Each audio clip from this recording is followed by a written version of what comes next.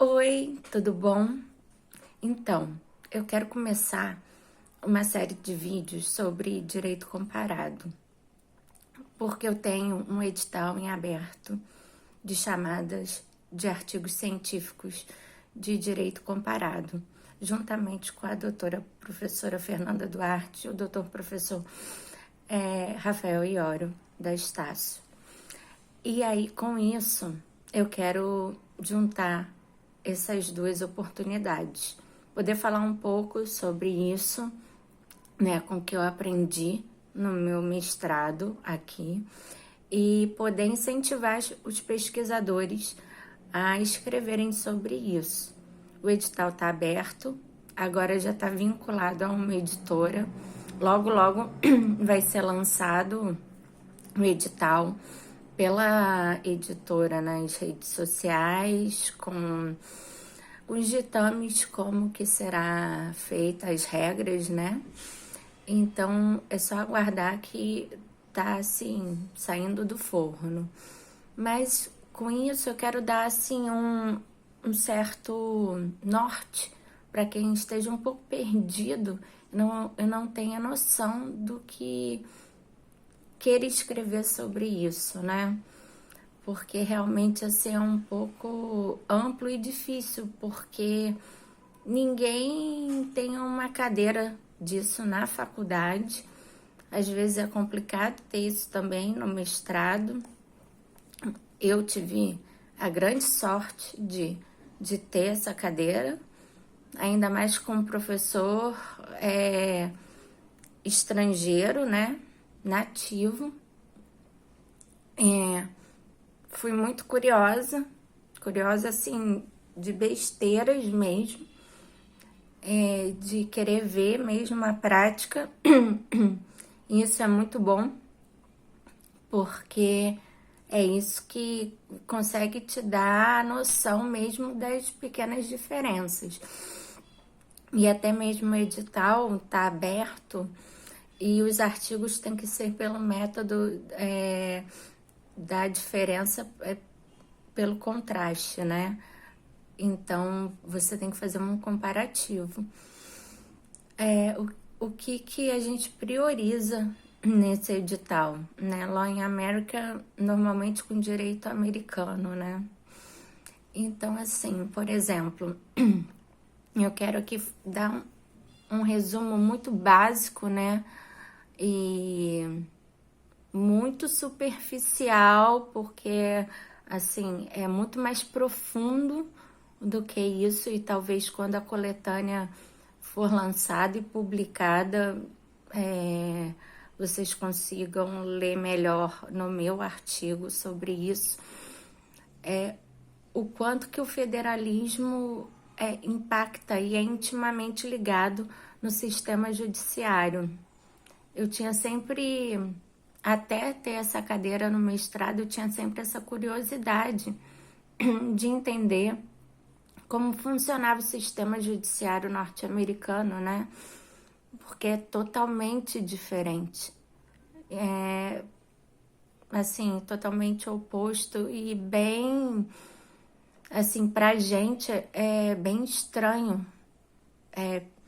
quando você se depara com o sistema judiciário norte-americano, é até, assim, parece injustificável, né, como funciona, porque o sistema judiciário brasileiro já é muito arraigado na gente, né, e o funcionamento e como é feito tudo aqui. Então, é complicado até de entender e as justificativas, assim, porque as justificativas que o professor me dava eram muito simples.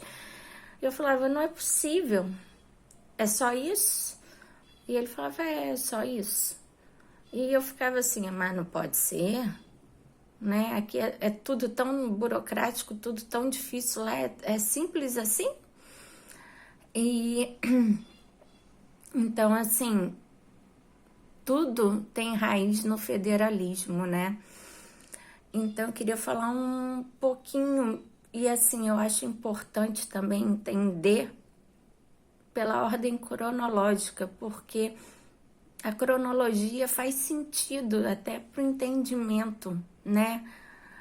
Porque você pegar e começar a entender fora de ordem, para mim não faz sentido. Depois é uma coxa de retalhos que eu não consigo juntar. Então, acho que é mais fácil você entender cronologicamente, porque as coisas vão fazendo sentido na sua cabeça, né? Por que que uma coisa se deu, porque no espaço de tempo, né? Anteriormente aquilo era daquele jeito e daí decorreu, né? Consequentemente aquela outra coisa, né? Então é mais fácil de se entender. E assim, é bem interessante. Tem muita coisa diferente. Nem tudo eu consegui, né, aprender, né? Ainda tem muita coisa para ser aprendida. Muita coisa ainda a ser explorada para poder entender, porque é um sistema muito mais simples, né? Porque vem do common law, né? Então, é muito mais simples, né? Aqui é muito mais complicado e burocrático. Então, assim, é mais simples, mas também, assim, algumas coisas são mais difíceis se você não tiver advogado também, né?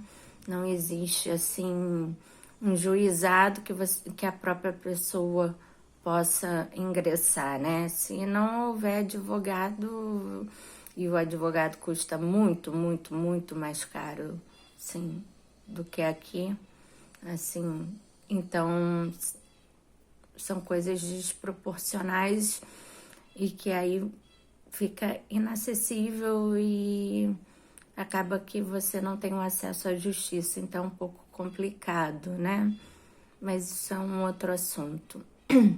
Mas então a gente vai, assim, agora falar da raiz mesmo do sistema judiciário, tanto daqui quanto dos Estados Unidos, como que isso impactou, né, para a gente ter um sistema judiciário aqui e um outro lá tão assim diferente, né?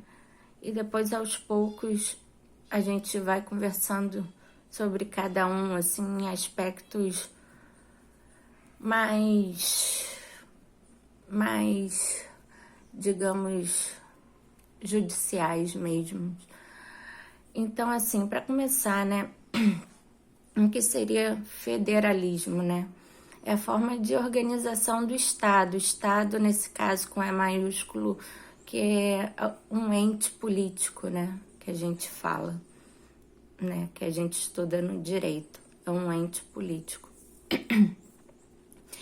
Então, assim, a gente tem várias formas, né? De organização desse federalismo. E aí eu vou falar de uma classificação dele e que impacta diretamente para a formação do sistema judiciário. Então, assim, uma das classificações é na divisão dos poderes, encargos e competências, né? Que é bem intimamente ligado ao sistema judiciário. Então, a gente tem nessa classificação duas formas, que são federalismo centrípeto e o federalismo centrífugo. Então, é a mesma matemática daquela da física, né? Então, é o seguinte, centrífugo é o sistema de fuga, né?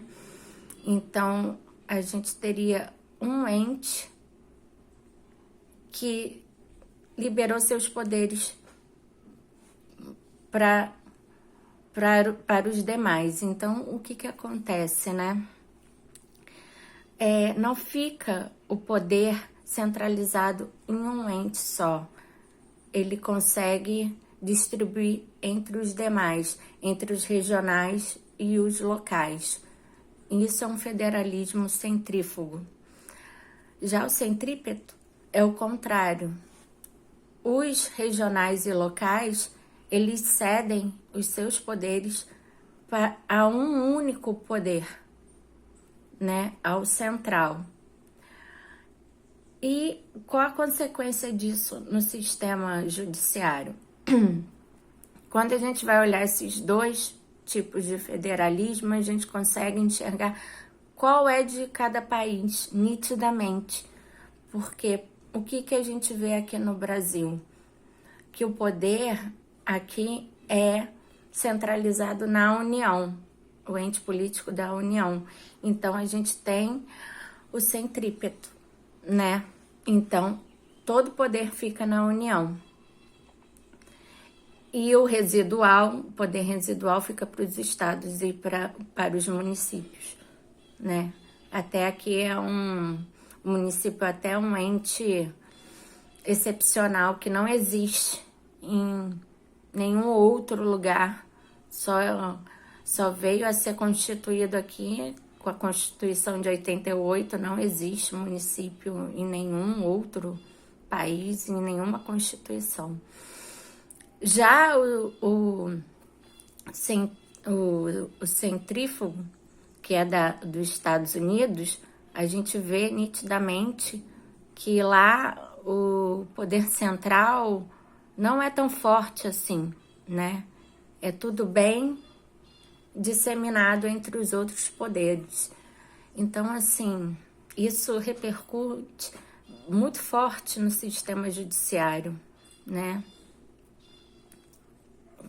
Quem é da área entende bem como que isso funciona e como que é estabelecido as competências aqui no Brasil, né? A gente vê bem as competências residuais e competência da União na Constituição, né? E já nos Estados Unidos é bem diferente, não existe competência, né? Isso é um assunto a ser conversado mais à frente, mas não existe competência. Isso até eu fiquei muito assim, como assim não existe competência? Não existe competência. É bem engraçado até. Não existe competência, né? E assim, aqui normalmente o que acontece? A gente vai propor ação, né? No local onde a gente mora, né?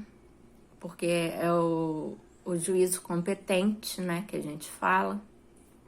Lá não, lá só existe jurisdição, né? Então, o juiz só tem jurisdição. Então, assim, é completamente diferente.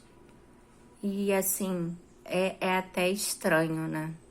Porque se o juiz tem só jurisdição, não tem competência, isso abre um leque para você poder propor em vários locais.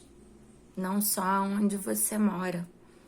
Você pode propor em qualquer estado.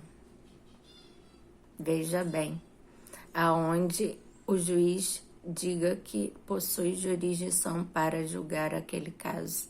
É muito mais amplo, né? Até eu conseguir entender isso e aceitar, né? Quer dizer, aceitar, né? Porque é complicado. Para quem é acostumado a um sistema de competência, não consegue aceitar isso de... Eu posso rodar o país inteiro até achar um juiz, eu posso propor e despropor aonde eu quiser, posso. Aqui não pode. Foi muito complicado para mim entender isso. É basicamente isso. E aí os artigos, né, vinculando a chamada de edital, são basicamente relacionados a esse assunto. Tem que ser com direito comparado, pelo método de comparação, pelo contraste, né? E que venha mostrando isso, alguma coisa que você tem interesse de analisar tanto no Brasil como nos Estados Unidos, porque há muita coisa para ser analisada, porque há muita diferença, e que você consiga colocar isso no papel, conseguir fazer um início, meio e fim coerente, mostrando as diferenças pra gente. E eu vou deixar aqui, junto na descrição do vídeo, o meu perfil profissional do Instagram, onde lá tem o edital, para quem tem interesse consiga entender melhor as regras do artigo, certo? Então, até a próxima.